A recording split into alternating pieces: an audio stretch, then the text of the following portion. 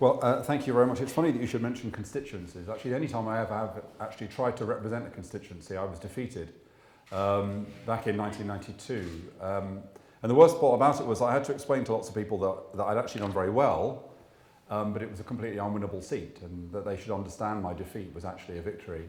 And then, much to my embarrassment, we actually won it in 1997, so it obviously wasn't an unwinnable seat. I was just an unwinnable candidate. It's nice, there are a couple of people who I haven't seen for ages who go back to my Labour Party history, and Adrian's been very kind about my role at the RSA, but I'm still recovering really from my first meeting of the staff at the RSA, because I arrived having worked for Tony Blair and being part of the New Labour project, and part of that story, the New Labour story, was a kind of hubristic story, which was that everything was rubbish before we arrived, and then everything was going to be great after we'd taken over. So I kind of applied that principle to the RSA, and when I went to my first staff meeting, I said to people that it was an outdated idea that people should become fellows of the RSA. This is a kind of sexist term, and actually much more inclusive, just to refer to them as members. And I thought people took it pretty well, actually. It went down pretty well. So I was going back to my office, and one of the longer standing members of staff just tapped me on the shoulder and said, it's lovely to see you, Chief Executive. It's so exciting that you're here. Really interested in the idea about people not being fellows, but being members. Just one slight worry, which is, are people going to want to have the letters MRSA after their names? So it's really been a long road back from that. Can I just put my water over here? Anyway, so it's a great honour to be asked to do this speech. And one reason in particular is it's really, really nice to visit Swansea for something other than to watch my beloved West Bromwich Albion get beaten and outclassed, which seems to happen here on an annual basis. There's been no mention of the football club today. I'm amazed at that, really. If I had your football club, I'd be talking about it almost constantly. There's no better symbol of the city's ambition and scope for renewal than the wonderful Premier League football team that you have. It's hard to believe. I remember Swansea City with a very different kind of phenomenon. When they weren't playing with the mighty West Bromwich Albion, but they were playing, I used to support York City. They would play Swansea in the... I mean, it's hard to believe, isn't it, that a few years ago it was said that a fan rang the Vetchfield to ask what time the game began, to which the answer was, it all depends what time you can make it. Things have moved on since then. I want to talk about what makes cities succeed, and I'm doing so in all due humility as an outsider, not just to Swansea, but to Wales, but I want to offer some ideas for the city, which, as you've heard, is full of exciting potential. I won't be emulating Edwin with a PowerPoint presentation, I'm afraid. I don't really use PowerPoint. It all goes back to, I ran a think tank called IPPR, and we had a launch of a huge document of hundreds of people there, politicians, cabinet ministers, journalists, and huge audience. And the first slide went up, which I'd asked an intern to prepare, and she was brilliant, but she obviously hadn't used the spell check in a kind of particularly common sense way. So the first slide went up, and it said on it, huge, it said, daft recommendations of the IPPR report on public-private partnerships. So ever since then, I've kind of avoided PowerPoint.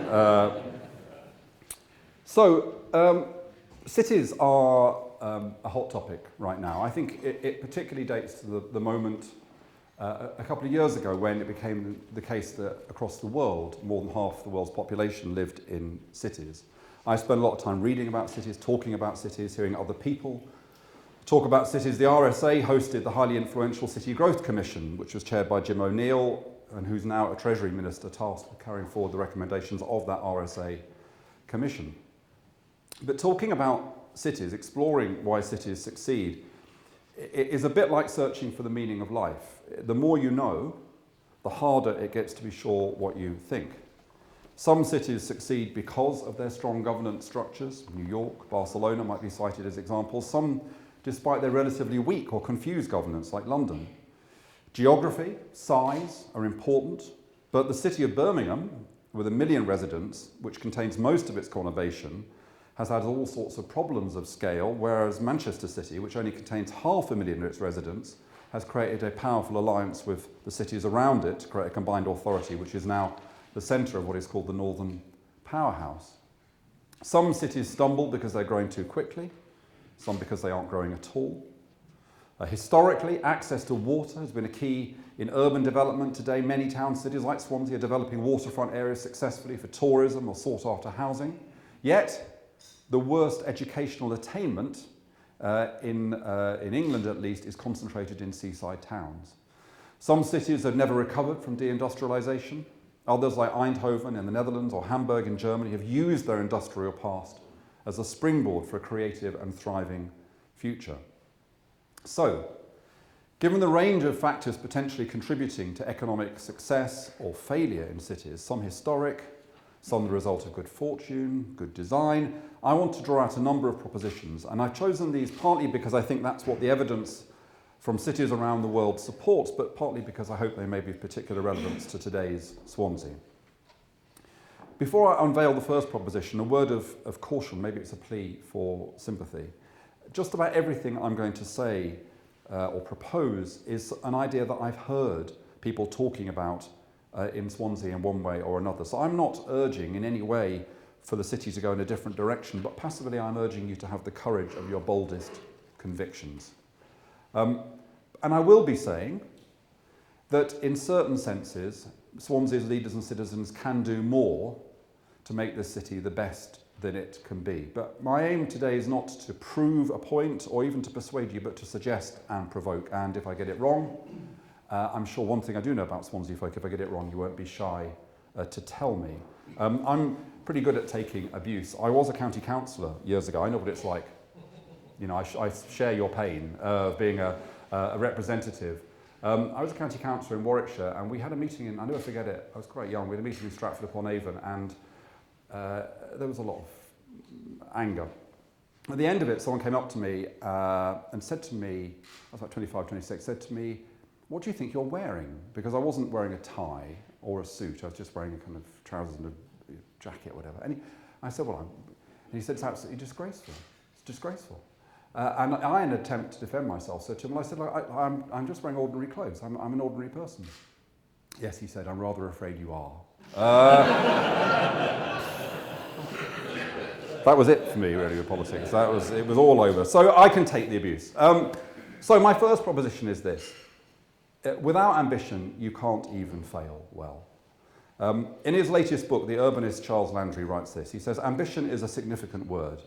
It's a quality that generates energy, motivation, and passion from which other possibilities flow. It can jumpstart processes of change as key people think it's not okay to be okay." Now, of course, to have ambition doesn't mean you'll succeed, but it means that even in failing, you grow and you learn. This is something Swansea knows from its unsuccessful City of Culture bid. People might have been disappointed at the outcome. They may have felt a sense of missed opportunities in seeing through the great ideas in the bid, but it's hard to find anyone who regrets the city having the ambition to bid in the first place. So an important part of the Swansea story is one of ambition, of the capabilities, achievements and qualities for which you want this city to be globally renowned. Now, in identifying the focus for that ambition, it seems to me there are many possibilities. With one highly successful and fast improving research university and one highly innovative, inclusive and ambitious civic university, Swansea could be the small city equivalent of Chicago with its ambition to be a city of learning. Could the tidal lagoon enable Swansea to work with the Great Western Cities Alliance to be part of a global hub for R&D, innovation and manufacturing in green energy? Building on initiatives like the Western Bay Health and Social Care Programme, the Safer Swansea Partnership, could Swansea be a hub for public service innovation? I personally think there's a great opportunity here for a link between the design skills of this university and the need for greater public service innovation and the growing area of service design. So I think if we bring the design skills to bear on the challenges, the most intractable challenges of public services, I think there's an enormous opportunity there. However, the point is, it's about ambition. It's not just that it motivates you to be the best, but it also, and this is the challenging part, holds up a mirror to those things which you would have to change to be the best. So you can't be a city of learning if disadvantaged children are systematically failing at school. You can't be a symbol for 21st century energy policy if thousands of people are living in fuel poverty. You can't be taken seriously as a centre for public service innovation unless local agencies collaborate together. So ambition, it gives you a guiding light, but it also holds up a mirror to the challenges that you have to address. Now, what might that ambition be? I've given some thoughts to it, but I think one part of that discussion about what the guiding ambition that Swansea might have to be world leading takes me to a second proposition. It's one adapted from a phrase that I hear every weekday morning as I board the overcrowded Northern Line. And that proposition is mind the identity gap. Last year, the RSA carried out research on behalf of the Heritage Lottery Fund, and we explored the degree to which heritage assets, buildings, spaces, landscapes, culture, tradition, are seen as strategic assets in place shaping. We found generally that they weren't, that heritage was at the margins of those kinds of conversations. But we also found a bigger absence, and this was local identity itself. So when we talk to local leaders about their vision and plans for places, rarely did they deliberately or explicitly anchor these in a sense of identity and the historic distinctiveness of their place. Issues of place, brand, identity, heritage are complex, and they're made more so by the pace of change in the modern world. The point here is not simply to find something in Swansea's past that can be a hook for its future, nor conversely to determine a brand and then search for something, anything, which gives this historic resonance. The point is that heritage in its many forms and identity in its elusive complexity provide rich material to mine in the process of determining city ambitions, and moreover it helps give ideas a special resonance. And when a place knows what it wants to be, identity and heritage provide ways of weaving that strategy and ambition into a place's story and inscribing it on the face of the city. And Swansea's rich history is such that whatever strategy, whatever ambitions you have, there are things to pick up from the Mumbles Railway to Copperopolis, which will bring that echo from the past. But it's not just about history, it's also about today's Swansea, about the identity of its people. What aspects of their culture and self-perception can be part of the city's ambition for the future. And this is part of Swansea continuing to open up to the world. Because one of the really interesting things about cities, and it might at first seem counterintuitive, is that the more distinctive and rooted a place's identity is, the more inviting it feels to outsiders. And very often it's people who come into places, the newcomers, who are the ones who adhere most quickly to that sense of identity and history. The better able the city is to attract inward investment, to encourage its university graduates to stay in Swansea, all these things are related to that sense of distinctiveness of place. Now, from ideas and identity to something more concrete, my third proposition, which in a way doesn't really need to be emphasised because it was built in so much to what Medwin was saying, is that infrastructure renewal, this is what we learn from cities around the world, works best when it's bonded with civic renewal. I've already mentioned the tidal lagoon. It's impossible to talk about Swansea's future without addressing this and its other major projects, the redevelopment and renewal of the city centre and, as we've heard, the SA1 neighbourhood. These schemes are rightly seen as critical to the city's future prosperity and self-confidence. And if you look at cities around the world, major infrastructure projects are often a really important part of the story. But what we also see is that improvements in physical infrastructure are most powerful when they're not just seen as financial and logistical projects, but as catalysts for a wider place strategy. So the lagoon is a great project. Let's hope it gets the strike price it needs to be viable, but it can actually be built quite quickly. And when it's up and running, it doesn't need that many people to maintain it. So its greater value for Swansea lies in its symbolic power as an example of world-leading innovation and as something which attracts people to use the facilities for leisure, for sport, for learning, and as something which makes a tangible impact to the quality of the lives of Swansea's residents. Similarly, the commercial, educational opportunities of a redeveloped town centre, that public space and that housing needs to be connected to civic renewal. It's not just about buildings and facilities. It should be about a new city centre community utilising those buildings and public spaces to develop new ways for citizens to live, to work, to connect to one another and their place. And the idea I've heard just today for the first time, which I will now steal, and pretend it was mine, is the idea of not talking about a campus but a neighbourhood. And that is such a richer idea. If you go around the world, too often, it's still too often the case, that you'll find in cities that universities are citadels, that they are of themselves. They are not connected to the rest of the city. In some places, this is really acute. I mean, one of the reasons that Chicago University has such a wonderful sociological imagination is actually kind of perversely because Chicago University is in the middle of an incredibly deprived area, and so there's this incredibly strong sense of a boundary between the university and the city that surrounds it. And I think that model is terribly outdated. So the idea of a university being part of the development of a neighbourhood and being inscribed in the neighbourhood, I think is a fantastic idea. So let me go to my fourth thought, which is that major schemes, based on the insight that major schemes like this require agencies to work together effectively. And that takes me to my fourth proposition. And it's this, that collaboration, deep collaboration, can be transformative. It is absolutely vital, but it's also rare and difficult. And an awful lot of the time what we call collaboration is something much less rich than real collaboration.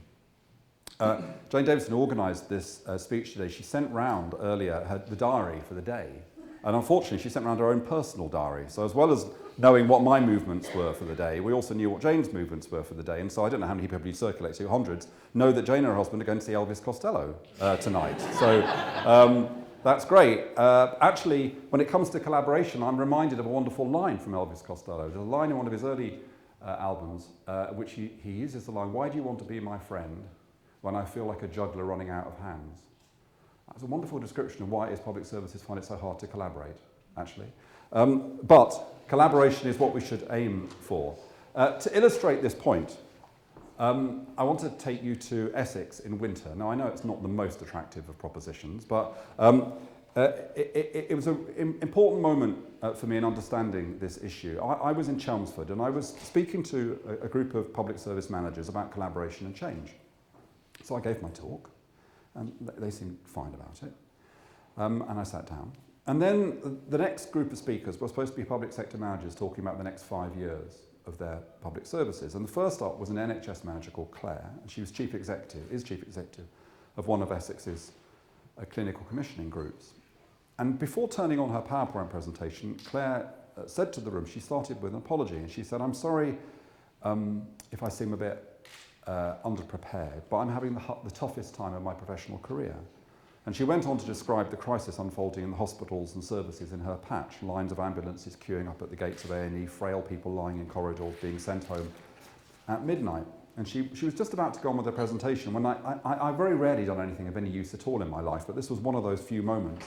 I actually did something useful. I butted in and I said, how can we have sat here and talked about partnership, and then when someone describes the plight that Claire has described, we don't do anything about it? And fortunately, I was speaking for the room, and a few minutes later, there was a gaggle of people gathered around Claire, the leader of the fire service, the police service, the local authorities. And they all had their iPads or bits of paper, and they were writing down things that they would do. So the voluntary sector said that they would send volunteers to A&E wards to make sure that people didn't go home alone at midnight. Public service leaders said that they would write to their staff telling them to get flu jabs to try and reduce the demand being made on the health service. Now, I went back to Essex a few weeks ago, and Claire was at that meeting, and she told me that not only had all those offers to come to fruition, but that she was still seeing agencies step forward unbidden to help. And other managers, other health managers in Essex had started asking her how she'd managed to mobilise such goodwill. She said the whole process had renewed her faith in public service and reminded her of why she got involved in public service in the first place. Now, the point about that story is not just how wonderful I am, although I hope you've noted that. It's that while collaboration is about the right processes and the right projects, it's also about ways of thinking and ways of feeling. It was Claire's willingness to cry for help that was the catalyst for change. Transformative collaboration is about forging a deeply held shared purpose that goes beyond organisational self-interest. It's about relationships. One person put it beautifully as this, in this way: change happens at the speed of trust. It's about generosity. It's about volunteering to shoulder responsibility when things get tough, sharing credit when they go well. Now, I have been incredibly impressed by what I've heard in Swansea about collaboration, and Edwin's presentation was full of it. But I will be honest with you, I still sense that probably Swansea, like most other places, that too often collaboration is kind of focused on structures, on one-off initiatives. And what you have to keep working at is that deeper sense of common purpose, trust, and generosity. So, and I hope I'm not being too controversial when I say this, when you look at the relationship between Swansea University and this university, which could and should be incredibly powerful for this city and the region, I just think it needs to move beyond warm words and occasional pragmatic collaborations into something much more deeper, much more long-term, much more ambitious. Across the world, and that's important because across the world, universities have been vital parts of what is sometimes called the triple helix of city regeneration: the private sector, higher education, and city leadership. And the RSA in its own work has shown how important universities are to city growth. But for their potential to be fully released, universities need to see their opportunity and their responsibility lying as much in the success of the places in which they operate as in their own standing as institutions in the national and global system of higher education. This isn't a message that I need to labour at this university, which takes those issues incredibly seriously. In fact, they're built into the kind of very DNA of the place. But unless Swansea is very different to the other places that I visit or that the RSA has worked in, that need for greater ambition, trust, generosity between institutions is echoed in relationships between public sector bodies and other public, private and third sector organisations. It's emotionally engaged collaboration that helps overcome the systemic barriers between public services or between those prioritising economic regeneration and those focused on social renewal. Without real collaboration of the heart as well as the head, everyone is just going through the motions, neither expecting or creating anything different, simply what a friend of mine once called already conversation. And while I'm on the topic of collaboration, another really important lesson for Swansea from around the world is that cities must appreciate the importance of collaboration across the wider region or even nation of which they're a part. Swansea's future is integrally connected to the future of the wider Western Bay, indeed of the West and South Wales, in general. In describing what he describes as a metropolitan revolution in the USA, Bruce Katz at the Brookings Institute has argued that the old model, assuming city success came from successfully competing with neighbours, has been replaced by the understanding that what is vital is cooperation with neighbours, especially when the relevant economic area is bigger than the city boundaries. The Northern Powerhouse will succeed not because of Greater Manchester vying with Leeds, Liverpool or Sheffield, but in the places of this region working together as an effective system of cities. Similarly in the Midlands or the Scottish Central Belt of Glasgow, Edinburgh and Stirling. So how will Swansea work with Cardiff, Newport, Bristol, for what ends and to what effect? A moment ago I talked about the triple helix of city renewal, higher education, public and private sector leadership. In fact, urbanists are increasingly talking about the quadruple helix. I'm sorry, I'm very fond of this kind of jargon. I was trained as a sociologist, so I'm very attracted to impenetrable language. I'm sure you've heard the old joke, what do you get when you cross a sociologist? Remember the mafia. And the answer is someone who makes you an offer you can't understand. So the quadruple helix involves the community and civic sector. So my penultimate proposition for the good city is this: enable the community to define its problems and help to design their own solutions. Much of what I've said thus far can be seen as a challenge to city leaders, but a key success factor for the thriving city is that communities too feel a deep sense of agency and responsibility. This idea of the problem-solving community differs from other models which have their place but aren't so powerful. So one idea when we talk about engaging the community is the notion of engagement in the sense of consultation or making a specific ask of citizens, consulting residents before building a school or relocating a GP surgery. Now that's fine, but it's generally not very empowering or creative.